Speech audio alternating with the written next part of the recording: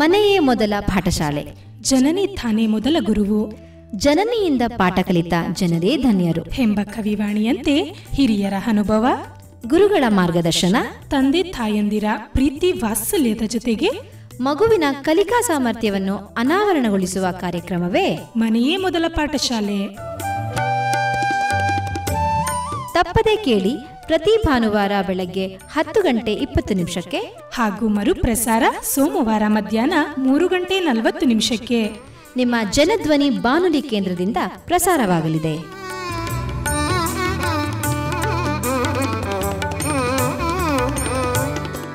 ಆತ್ಮೀಯ ಜನಧ್ವನಿ ಕೇಳುಗರಿಗೆ ನಮಸ್ಕಾರ. ಇದು ನಿಮ್ಮ ನೆಚ್ಚಿನ ಹಾಗೂ ಮೈಸೂರಿನ ಮೊಟ್ಟಮೊದಲ ಸಮುದಾಯ ಬಾನುಲಿ ಕೇಂದ್ರ ಜನಧ್ವನಿ 90.8 ಕಂಪನಾಂಕದಲ್ಲಿ ಸರಗೂರಿನಿಂದ ಪ್ರಸಾರವಾಗುತ್ತಿದೆ. ನಾನು ನಿಮ್ಮ ರೇಡಿಯೋ ಗೆಳತಿ ಪ್ರೀತಿ. ಇಂದಿನಂತೆ ತಮ್ಮೆಲ್ಲರಿಗೂ ಮನೆಯ ಮೊದಲ ಪಾಠಶಾಲೆ ಕಾರ್ಯಕ್ರಮಕ್ಕೆ ಆತ್ಮೀಯವಾದ ಸ್ವಾಗತ.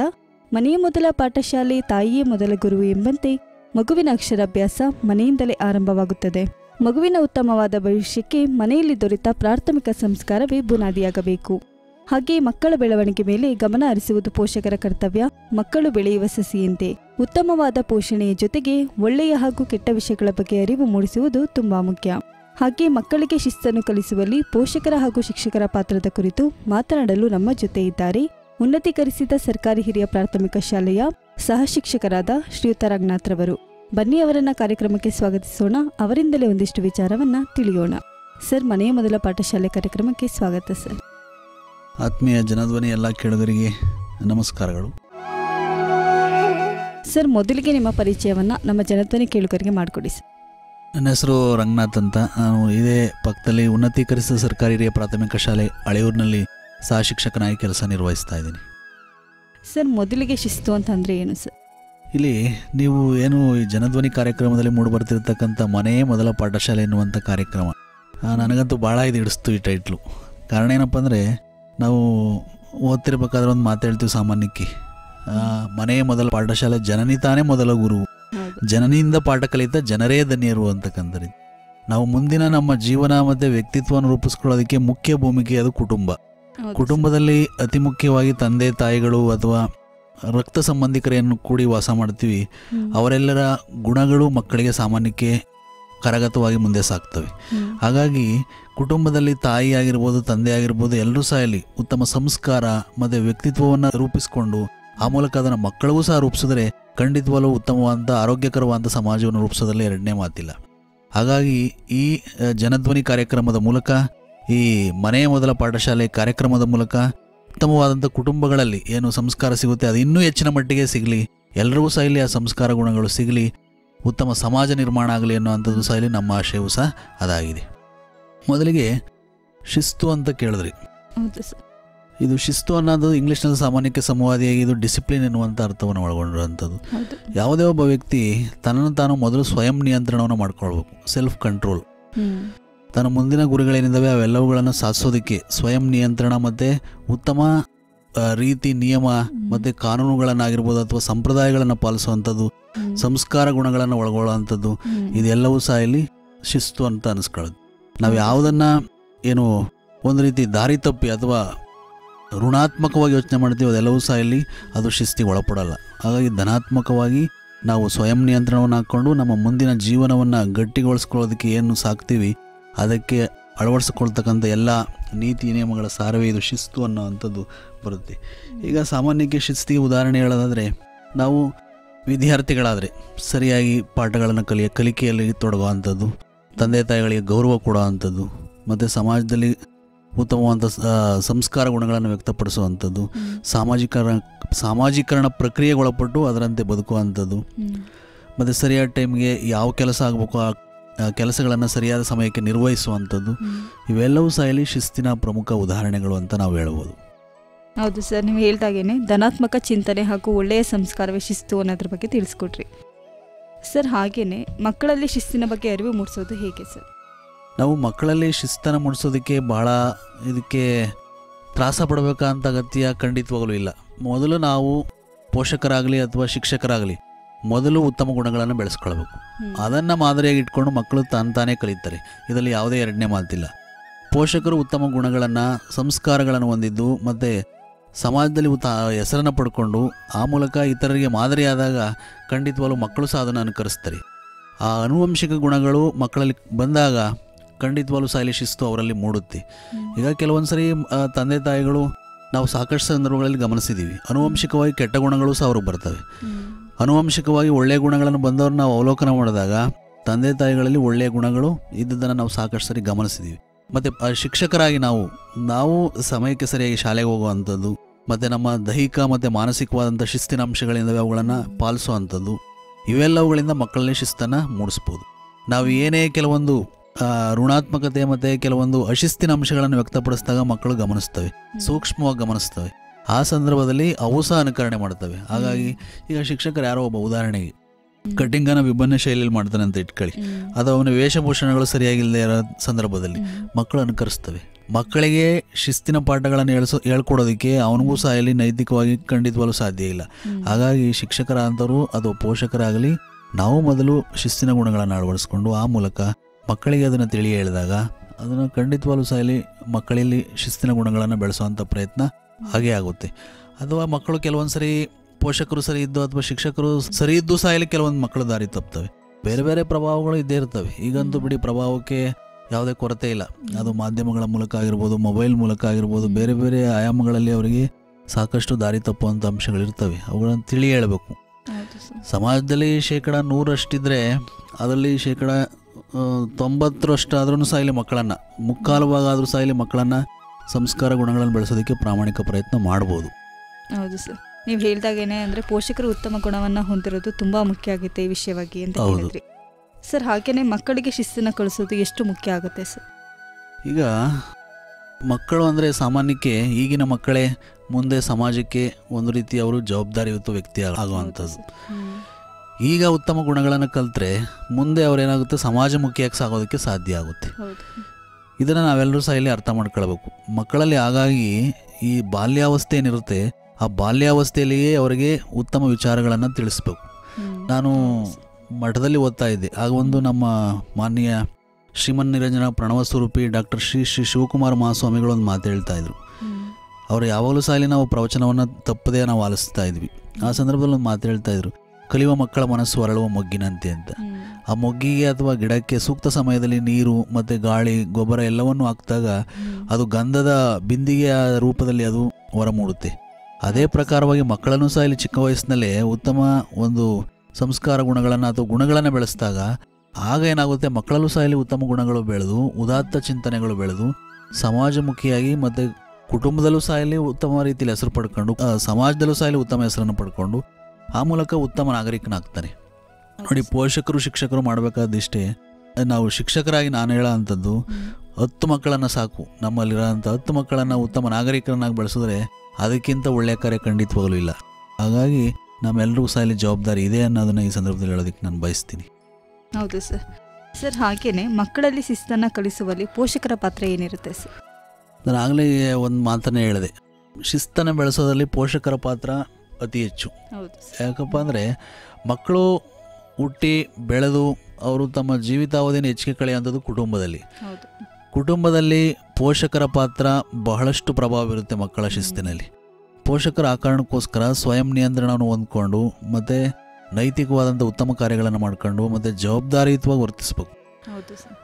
ಯಾವುದೇ ಅನೈತಿಕ ಅಂಶಗಳು ಅಥವಾ ಸಮಾಜ ಒಪ್ಪದೇ ಇರೋವಂಥ ಸಮಾಜಘಾತುಕ ಚಟುವಟಿಕೆಗಳು ಮಕ್ಕಳ ಮನಸ್ಸಿಗೆ ಬಂದು ಅವರು ಸಹ ಕೆಲವೊಂದು ಸರಿ ದಾರಿ ತಪ್ಪುವಂಥ ಸಾಧ್ಯತೆಗಳು ನಿಚ್ಚಳವಾಗಿರ್ತವೆ. ಹಾಗಾಗಿ ಪೋಷಕರಾದಂಥವರು ಸಾಧ್ಯವಾದಷ್ಟು ಮಟ್ಟಿಗೆ ತಮ್ಮ ನಿಯಂತ್ರಣವನ್ನು ಹಾಕ್ಕೊಂಡು ಸಮಾಜಮುಖಿಯಾಗಿ ತಮ್ಮ ವರ್ತನೆಗಳನ್ನು ವ್ಯಕ್ತಪಡಿಸಬೇಕು. ಇದು ಮೊದಲನೇ ಅಂಶ. ನಾನು ಶಿಕ್ಷಕನಾಗಿ ಹೇಳ್ತೀನಿ, ಸಮಾಜದಲ್ಲಿ ನಾನು ಸಾಕಷ್ಟು ಜನರನ್ನು ಗಮನಿಸಿರ್ತೀನಿ, ಸಮುದಾಯದೊಳಗೆ ನಾನು ಸಾಕಷ್ಟು ಜನ ಬೆರೆತಿದ್ದೀನಿ. ಈ ಸಂದರ್ಭದಲ್ಲಿ ನಾನು ಕಂಡು ಬಂದಿದ್ದೇನಪ್ಪ ಅಂದರೆ, ಪೋಷಕರ ಮಕ್ಕಳು ಕೆಲವು ಸಂದರ್ಭಗಳಲ್ಲಿ ದಾರಿ ತಪ್ಪಿದ್ದಾರೆ, ನಾನು ಗಮನಿಸಿದ್ದೀನಿ. ಮತ್ತು ಈಗ ಅವರೆಲ್ಲರೂ ಸಹ ದೊಡ್ಡವರು ಸಹ ಆಗಿದ್ದಾರೆ. ನಾನು ಪೂರ್ವಾಪರ ಯೋಚನೆ ಮಾಡಿದಾಗ ಮತ್ತು ಅವರ ಪೋಷಕರ ಒಂದು ಗುಣಗಳನ್ನು ನಾವು ಅವಲೋಕನ ಮಾಡಿದಾಗ, ಮೊದಲು ಮೇಯ್ನು ಬೇರ್ನಲ್ಲಿ ಅಂದರೆ ಕುಟುಂಬದಲ್ಲಿಯೇ ಒಂದು ರೀತಿ ಅವರಿಗೆ ಸಂಸ್ಕಾರ ಮತ್ತು ಇನ್ನಿತರ ಒಳ್ಳೆಯ ಗುಣಗಳು ಬಂದಿಲ್ಲ. ಮದ್ಯಪಾನ ಆಗಿರ್ಬೋದು, ಅಥವಾ ಧೂಮಪಾನ ಆಗಿರ್ಬೋದು, ಅಥವಾ ಅನವಶ್ಯಕವಾಗಿ ಕಾಲಹರಣ ಮಾಡೋದಾಗಿರ್ಬೋದು, ಇವೆಲ್ಲವುಗಳನ್ನು ಮಕ್ಕಳು ಗಮನಿಸ್ತಾರೆ. ಈಗ ಒಬ್ಬ ವ್ಯಕ್ತಿ ಜವಾಬ್ದಾರಿಯುತವಾಗಿ ಕುಟುಂಬಕ್ಕಾಗಿರ್ಬೋದು ಅಥವಾ ತನ್ನ ಕೆಲಸ ಕಾರ್ಯಗಳಲ್ಲೇ ನಿಷ್ಣಾತನಾಗಬೇಕು, ತೊಡಗಿಸ್ಕೊಳ್ಬೇಕು. ಇದು ಬೇಕಿರೋ ಅಂಥದ್ದು. ಆದರೆ ಕಾಲಹರಣ ಮಾಡ್ತಾರೆ. ಮತ್ತು ಎಲ್ಲರೂ ಕಾಣುವಂತೆ ಧೂಮಪಾನ ಮಾಡೋವಂಥದ್ದು, ಮದ್ಯಪಾನ ಮಾಡೋವಂಥದ್ದು, ಜೂಜಾಟ ಆಡೋವಂಥದ್ದು, ಇವುಗಳನ್ನು ಅನುಕರಿಸಿ ಮಕ್ಕಳು ಸಾಕ್ತಾ ಇದ್ದಾರೆ. ಇದು ಸಮಾಜದಲ್ಲಿ ಇದಕ್ಕೆ ಕಡಿವಾಣ ಆಗಲೇಬೇಕು. ತಂದೆ ತಾಯಿಗಳ ಗುಣಗಳನ್ನು ಮತ್ತು ಅವರ ನಡವಳಿಕೆಗಳನ್ನು ಮಕ್ಕಳು ಸೂಕ್ಷ್ಮವಾಗಿ ಗಮನಿಸ್ತಾರೆ. ಇದು ಸತ್ಯವಾದ ಮಾತು. ಹಾಗಾಗಿ ಪೋಷಕರು ತಮ್ಮನ್ನು ತಾವು ನಿಯಂತ್ರಣ ತೆಗೆದುಕೊಂಡು ಮಕ್ಕಳು ಗಮನಿಸ್ತಾರೆ ಅನ್ನೋದನ್ನು ಅರ್ಥ ಮಾಡ್ಕೊಂಡು ಆ ಮೂಲಕ ಮಕ್ಕಳಲ್ಲಿ ಉತ್ತಮ ಗುಣಗಳನ್ನು ಹೇಳಿದಾಗ ಖಂಡಿತವಾಗ್ಲೂ ಮಗು ಬದಲಾಗುತ್ತೆ. ಕೆಲವೊಂದು ಪೋಷಕರು ನಾನು ಗಮನಿಸಿದ್ದೀನಿ, ತಾವು ಬದಲಾಗಲ್ಲ, ಆದರೆ ಮಕ್ಕಳ ಮೇಲೆ ಒತ್ತಡ ಇರ್ತಾರೆ. ಅದು ಸಾಧ್ಯ ಇಲ್ಲ. ಯಾಕಪ್ಪ ಅಂದರೆ ಮನಸ್ಸಿನಲ್ಲಿ ಮಗುವಿಗೆ ತನ್ನ ತಂದೆಯ ಅಥವಾ ಇನ್ನಿತರ ದುರ್ಗುಣಗಳು ಅದನ್ನು ಗಮನಿಸಿರ್ತಾರೆ. ಅವನು ಒಳ್ಳೆಯವನಾದರೆ ಅಥವಾ ಬೇರೆಯವರಿಂದ ಪ್ರಭಾವಿತನಾಗಿ ಒಳ್ಳೆಯ ಗುಣಗಳನ್ನು ಹೊಂದ್ಬೋದು, ಅದು ಸಮಾಜಕ್ಕೆ ಬಹಳ ಒಳ್ಳೆಯದು. ಆದರೆ ತಂದೆ ದುರ್ಗುಣಗಳನ್ನೇ ನಾನು ಯಾಕೆ ಮಾಡಬಾರ್ದು ಅನ್ನೋ ಅಂಥದ್ದು ಬಂದಾಗ ಖಂಡಿತವಾಗ್ಲೂ ಅದು ಭಾಳ ಸಮಾಜಕ್ಕೆ ಕೆಟ್ಟ ಸಂದೇಶ ಮತ್ತು ಸಮಾಜದಲ್ಲಿ ಕೆಲವೊಂದು ಸಮಾಜ ಘಾತುಕ ಚಟುವಟಿಕೆಗಳು ಹೆಚ್ಚೋದಕ್ಕೆ ಸಾಧ್ಯವಾಗುತ್ತೆ. ಹಾಗಾಗಿ ಪೋಷಕರ ಪಾತ್ರ ಬಹಳಷ್ಟಿದೆ. ಅವರು ಇದಕ್ಕೆಲ್ಲ ನಿಯಂತ್ರಣವನ್ನು ಹಾಕ್ಕೊಂಡು ಅವರು ಕುಟುಂಬವನ್ನು ಸಾಗಿಸ್ಬೇಕು ಅಂತಕ್ಕಂಥ ರೀತಿಯಲ್ಲಿ ಈ ಸಂದರ್ಭದಲ್ಲಿ ಹೇಳೋದಕ್ಕೆ ನಾನು ಬಯಸ್ತೀನಿ. ಸರ್, ನೀವು ಹೇಳಿದಾಗೇನೆ ಅಂದರೆ ಪೋಷಕರ ನಡವಳಿಕೆ ಹಾಗೆ ಉತ್ತಮ ಕುಟುಂಬವಿದ್ದರೆ ಮಕ್ಕಳಲ್ಲಿ ಉತ್ತಮ ಶಿಸ್ತನ್ನು ಮೂಡಿಸ್ಬೋದು ಅನ್ನೋದ್ರ ಬಗ್ಗೆ ಹೇಳಿದ್ರಿ. ಸರ್, ಹಾಗೆಯೇ ತಂತ್ರಜ್ಞಾನ ಅಂದರೆ ಮೊಬೈಲ್, ಟಿವಿ, ಇಂಟರ್ನೆಟ್ ಬಳಕೆಯಲ್ಲಿ ಪೋಷಕರು ಹೇಗೆ ಶಿಸ್ತಿನ ನಿಯಮಗಳನ್ನು ರೂಪಿಸ್ಬೋದು ಅಂತ ಹೇಳ್ತೀರಾ? ಶಿಸ್ತಿನ ನಿಯಮಗಳನ್ನು ರೂಪಿಸ್ಬೋದು ಸರಿ, ಆದರೆ ಕೆಲವೊಂದು ಸರಿ ಇದು ದುರುಪಯೋಗವೂ ಸಹ ಆಗ್ತಾ ಇದೆ. ಹೌದು ಸರ್. ಯಾವುದೇ ಒಂದು ವ್ಯವಸ್ಥೆಯಲ್ಲಿ ನಾವು ಅದನ್ನು ಹೇಗೆ ಬಳಸ್ಕೊಳ್ತೀವಿ ಅನ್ನೋದ್ರ ಮೇಲೆ ಡಿಪೆಂಡ್ ಆಗುತ್ತೆ. ಹೌದು ಸರ್. ಮೊಬೈಲ್ ಆಗಲಿ ಅಥವಾ ಟಿ ವಿ ಆಗಲಿ ಇಂಟರ್ನೆಟ್ ಆಗಲಿ ಇರುವಂಥದ್ದು ನಮ್ಮ ಕೆಲವೊಂದು ಸಂಪನ್ಮೂಲಗಳನ್ನು ಪಡೆಯೋದಕ್ಕೆ, ಅಂದರೆ ಅದರಿಂದ ಮಾಹಿತಿ ಪಡ್ಕೊಂಡು ನಾವು ಕಲಿಕೆಯಲ್ಲಿ ಅಥವಾ ಇನ್ನಿತರ ಚಟುವಟಿಕೆಗಳಲ್ಲಿ ಜೀವನ ಸಾಧಿಸೋದಕ್ಕೆ, ಫಲಪ್ರದಗೊಳ್ಳೋದಕ್ಕೆ. ಆದರೆ ಇದು ಏನಾಗ್ತಾ ಇದೆಯಪ್ಪ ಅಂದರೆ ನಾನು ಸಾಕಷ್ಟು ಸರಿ ಗಮನಿಸಿದಾಗ ಇದು ಮಿಸ್ಯೂಸ್ ಆಗ್ತಾ ಇದೆ. ಈಗ ಕೊರೋನಾ ಟೈಮಲ್ಲಿ ಮೊಬೈಲ್ ಕೊಡಿಸಿದ್ರು ಮಕ್ಕಳಿಗೆಲ್ಲ. ಏನಕ್ಕೆ? ಮಕ್ಕಳಿಗೆ ಕಲಿಕೆ ಆಗಲಿ ಅಂತ ಉದ್ದೇಶದಿಂದ ಅಥವಾ ಕೆಲವೊಂದು ಮಾಹಿತಿಗಳನ್ನು ಪಡೆದು ಕಲಿಕೆಯನ್ನು ಸರಿದೂಗಿಸುವ ಸಲುವಾಗಿ. ಆದರೆ ಅದೇನಾಯಿತು, ಈಗ ಎಷ್ಟೋ ಮಕ್ಕಳನ್ನು ನಾವು ಗಮನಿಸಿದಾಗ ಅವರು ಮೊಬೈಲ್ ಬಂದ ತಕ್ಷಣ ಅವರು ತಾವು ಕಲಿಕೆಯ ವಿಷಯಗಳನ್ನು ಬಿಟ್ಟು ಇನ್ನಿತರ ವಿಷಯಗಳ ಬಗ್ಗೆ ಅವರು ನೋಡೋದಕ್ಕೆ ಶುರು ಮಾಡಿದ್ರು. ವಾಟ್ಸಪ್, ಫೇಸ್ಬುಕ್ಕು, ಅದೇನೋ ರೀಲ್ಸು, ಆ ಥರ ಈ ಥರ ಇವೆಲ್ಲ ಅವರ ಮೇಲೆ ಬಹಳಷ್ಟು ಪ್ರಭಾವ ಬೀರೋದು. ಇದರಿಂದ ಮಕ್ಕಳ ಮನಸ್ಥಿತಿ ಏನಾಗುತ್ತೆ, ಏನಾಯಿತು? ನಾವು ಆವ್ರೇಜಾಗಿ ನಾವು ಮಕ್ಕಳನ್ನು ಒಂದು ರ್ಯಾಂಡಮ್ ಆಗಿ ನಾವು ಗಮನಿಸಿದಾಗ ಖಂಡಿತವಾಗ್ಲೂ ಇದು ಬಹಳ ದುರುಪಯೋಗವಾಯಿತು. ಅದನ್ನು ಪೋಷಕರೆಲ್ಲರೂ ಸಹ ಗಮನಿಸಬೇಕು. ಮತ್ತು ಎರಡನೇದೇನಪ್ಪ ಅಂದರೆ ಈ ಇಂಟರ್ನೆಟ್ಟು ಸಹ ಅಷ್ಟೇ. ಇವೆಲ್ಲ ಒಂದೇ ನಾಣ್ಯದ ಎರಡು ಮುಖಗಳಿದ್ದಂತೆ. ಇವೆಲ್ಲ ಇಂಟರ್ನೆಟ್ಟು, ಟಿ ವಿಗಳಾಗಿರ್ಬೋದು, ಟಿ ವಿಗಳಿದ್ದಾವೆ, ಎಷ್ಟೋ ಸೃಜನಾತ್ಮಕವಾದಂಥ ಮತ್ತು ನಮ್ಮನ್ನು ಒಂದು ರೀತಿ ಕ್ರಿಯೇಟಿವಿಟಿ ಅಂದರೆ ಸೃಜನಾತ್ಮಕತೆಯಲ್ಲಿ ತೊಡಗಿಸ್ಕೊಳ್ತಕ್ಕಂಥ ಎಷ್ಟೋ ಒಂದು ಪ್ರೋಗ್ರಾಮ್ಗಳು ಬರ್ತವೆ. ಆದರೆ ಮಕ್ಕಳವು ಯಾವೂ ನೋಡಲ್ಲ. ಇವತ್ತು ನಾವು ಹೇಳ್ತಾ ಇರ್ತೀವಿ ಕೆಲವೊಂದನ್ನು, ನೀವು ಕಲಿಕೆಗೆ ಸಂಬಂಧಪಟ್ಟಂತೆ ಹಿಸ್ಟಾರಿಕಲ್ ಆಗಿರ್ಬೋದು ಅಥವಾ ನಿಮ್ಮ ಮನಸ್ಸನ್ನು ತೀಡ್ತಕ್ಕಂಥ ಒಂದು ಪ್ರೋಗ್ರಾಮ್ಗಳನ್ನು ನೋಡಿ ಅಂತೀವಿ. ಆದರೆ ಮಕ್ಕಳು ನೋಡ್ತಾರಾ? ಅದು ನಾವು ಪ್ರಶ್ನೆ ಮಾಡ್ಬೋದು. ಎಷ್ಟೋ ಸರಿ ನಾನು ಪ್ರಶ್ನೆ ಕೇಳ್ತೀನಿ, ನೋಡಪ್ಪ, ಈಗ ಈ ಒಂದು ಯಾವುದೋ ಒಂದು ವಿಷಯ ಕೇಳ್ತೀವಿ ಅಂತ ಇಟ್ಕೊಳ್ಳಿ. ಹಿಸ್ಟಾರಿಕಲಾಗಿ ಒಂದು ಸಿನಿಮಾ ಬರುತ್ತೆ, ಮಯೂರ ಅಂತ ಬಂತು, ಕೃಷ್ಣದೇವರಾಯ ಅಂತ ಬಂತು, ಅಥವಾ ಹೀಗೆ ಸಾಕಷ್ಟು ಸಿನಿಮಾಗಳು ಬಂತು, ಅಥವಾ ಸೀರಿಯಲ್ಗಳು ಬರ್ತಾವೆ, ಮಹಾನಾಯಕ ಅಂತ ಸೀರಿಯಲ್ ಬರ್ತಾ ಇದೆ. ಅದು ಇನ್ನೊಂದು ನೋಡಿ, ಆ ಥರದವು ಮಕ್ಕಳನ್ನು ಒಂದು ಕಲಿಕೆ ಮತ್ತು ಅಲ್ಲಿ ಹಿಂದೆ ನಡೆದಿರ್ತಕ್ಕಂಥ ವಿಷಯಗಳನ್ನು ಒಂದು ಮಾಧ್ಯಮದ ಮೂಲಕ ಎರಡೂ ಬೆಸ್ದಾಗ ಏನಾಗುತ್ತೆ, ಒಂದು ಸ್ವಲ್ಪ ಅದು ಫಲಪ್ರದ ಅನ್ಸ್ಕೊಳ್ಳುತ್ತೆ. ಆ ಥರದ ವಿಷಯಗಳನ್ನು ನೋಡಿ, ಅಥವಾ ನ್ಯೂಸ್ ನೋಡಿ ಅಂದರೆ ಹೇಳಲ್ಲ ಅವರು, ಯಾವುದೇ ಕಾರಣಕ್ಕೆ ಆ ಥರದವನ್ನ ಗಮನಿಸಲ್ಲ. ಅದು ಬೇರೆ ಬೇರೆ ರೀತಿಯಾದಂಥ ಏನೋ ಕೆಲವೊಂದು ಪ್ರೋಗ್ರಾಮ್ಗಳು ಬರ್ತವೆ, ಅವ್ರಿಗೆ ಮನಸೆಳೆಯುವಂಥವು ಆ ಥರದವನ್ನು ನೋಡ್ತಾ ಕೂತ್ಕೊಳ್ತವೆ.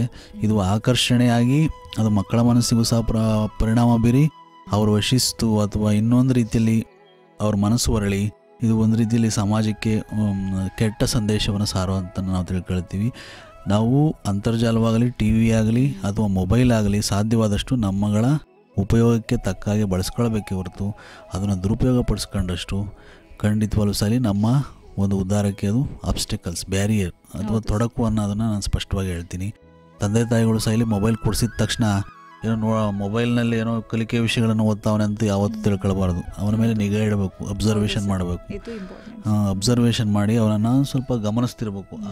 ಆಗ ಖಂಡಿತವಾಗ್ಲೂ ಸಹ ಮಗು ಸ್ವಲ್ಪ ತನಗೆ ಬೇಕಾದನ್ನು ಪಡ್ಕೊಳ್ಳುತ್ತೆ, ಆನಂತರ ಉಳಿಕೆ ವಿಷಯಗಳನ್ನು ಬಿಡುತ್ತೆ ಅನ್ನೋದನ್ನು ಈ ಸಂದರ್ಭದಲ್ಲಿ ನಾನು ಹೇಳ್ಬೋದು. ಹೌದು ಸರ್, ನೀವು ಹೇಳಿದಾಗೇನೆ ಅಂದರೆ ತಂತ್ರಜ್ಞಾನನ ಮನೋರಂಜನೆಗೆ ಮಾತ್ರ ಬಳಸದೆ ಒಳ್ಳೆಯ ರೀತಿಯಲ್ಲಿ ಬಳಸಿದ್ರೆ ಉತ್ತಮ ಅನ್ನೋದ್ರ ಬಗ್ಗೆ ಹೇಳಿದ್ರಿ.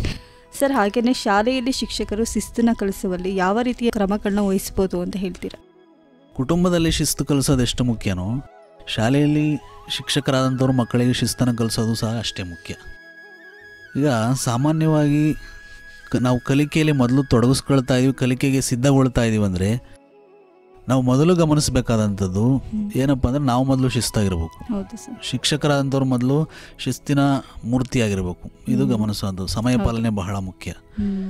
ನಮ್ಮ ಸಮಯ ಪಾಲನೆ ಮುಖ್ಯ. ಮತ್ತು ಕಲಿಕೆಯಲ್ಲಿ ಮಕ್ಕಳನ್ನು ಯಾವ ರೀತಿ ತೊಡಗಿಸ್ಕೊಳ್ತೀವಿ, ಮಕ್ಕಳ ಮಟ್ಟಕ್ಕೆ ಇಳಿದೋ ಅದು ಹೇಗಾದರೂ ಸರಿಯೇ, ಮಕ್ಕಳ ಮಟ್ಟಕ್ಕೆ ಇಳಿದೋ ಅಥವಾ ನಾವೇ ಕಲಿಸುವಂಥ ಬೇರೆ ಬೇರೆ ವಿಧಾನಗಳಿದ್ದಾವೆ, ಅವುಗಳ ಮೂಲಕ ಮಕ್ಕಳಿಗೆ ತಿಳಿಸ್ಕೊಡ್ಬೇಕು. ಅದ್ರ ಜೊತೆಗೆ ನಾವು ದೈಹಿಕವಾಗಿ ಮತ್ತು ಮಾನಸಿಕವಾಗಿ ಶಿಸ್ತಿನ ಅಂಶಗಳಿರಬೇಕು. ನಾವು ಸಾಧ್ಯವಾದಷ್ಟು ಶಾಲೆಯಲ್ಲಾಗಲಿ ಅಥವಾ ಮನೆಯಲ್ಲಾಗಲಿ ಕೆಟ್ಟ ಆಲೋಚನೆಗಳನ್ನು ಅಥವಾ ಮಾನಸಿಕವಾಗಿ ದೈಹಿಕವಾಗಿ ಏನು ಅಶಿಸ್ತಿನ ಅಂಶಗಳಿದ್ದಾವೆ ಅವನ್ನೆಲ್ಲವನ್ನು ಬಿಡಬೇಕು ಅನ್ನೋದನ್ನು ಅದನ್ನು ಹೊಂದಲೇಬಾರ್ದು. ಇದು ಗಮನಿಸಬೇಕಂಥದ್ದು. ಮತ್ತು ಇಲ್ಲಿ ಮಕ್ಕಳಿಗೆ ಏನೇ ವಿಷಯಗಳನ್ನು ಹೇಳ್ಬೇಕಾದ್ರೆ ವಿಷಯ ಏನಿರುತ್ತೋ ಅದನ್ನು ಸ್ಪಷ್ಟವಾಗಿ ತಿಳಿಸ್ಬೇಕು. ಕೆಲವೊಂದು ಸರಿ ವಿಷಯಾಂತರ ಮಾಡಿ ನಾವೇನೇನು ಹೇಳಕ್ಕೆ ಹೋಗ್ತೀವಿ, ಆ ಸಂದರ್ಭದಲ್ಲಿ ಮಕ್ಕಳು ಗಮನಿಸ್ತಾರೆ, ಇವರೇನೋ ಬೇರೆ ರೀತಿ ಹೇಳ್ತಾರೆ, ಬುರುಡೆ ಬಿಡ್ತಾವ್ರೆ ಅಂತ ತಿಳ್ಕೊಂಡ್ಬಿಡ್ತಾರೆ.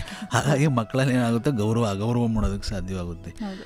ಮತ್ತು ಸಮಯಕ್ಕೆ ಸರಿಯಾಗಿ ಬರೋವಂಥದ್ದು ಮಕ್ಕಳಲ್ಲಿ ವಿಶೇಷವಾಗಿ ಏನಪ್ಪ ಅಂದರೆ ಅವರ ದೈಹಿಕವಾಗಿ ಅವರ ಡ್ರೆಸ್ ಆಗಿರ್ಬೋದು, ಯೂನಿಫಾರ್ಮ್ ಆಗಿರ್ಬೋದು, ಮತ್ತು ಕಟಿಂಗ್ ಮಾಡಿಸೋವಂಥ ರೀತಿ ಆಗಿರ್ಬೋದು, ಕಟಿಂಗ್ ಮಾಡಿಸೋ ಅಂಥದ್ದು, ಮತ್ತು ಗುರುಗಳನ್ನು ಸಮಯಕ್ಕೆ ಸರಿಯಾಗಿ ಇದು ಮಾಡಿದಾರ ಅನ್ನೋ ಅಂಥದ್ದು, ಇದು ದೈಹಿಕವಾಗಿ ಕೆಲವೊಂದು ಗಮನಿಸೋವಂಥದ್ದು. ಶೂ ಹಾಕೋ ಅಂಥದ್ದು, ಸಾಕ್ಸ್ ಹಾಕೋ ಅಂಥದ್ದು, ಅಥವಾ ಅವ್ರು ಏನೇ ಕೆಲವೊಂದು ದೈಹಿಕವಾಗಿ ಕೆಲವೊಂದು ವ್ಯತ್ಯಾಸಗಳಿರ್ತಾವೆ ಅದನ್ನು ಸರಿಪಡಿಸೋ ಅಂಥದ್ದು, ದೈಹಿಕವಾಗಿ ಶಿಸ್ತನ್ನು ಮೂಡಿಸೋ ಅಂಥದ್ದು.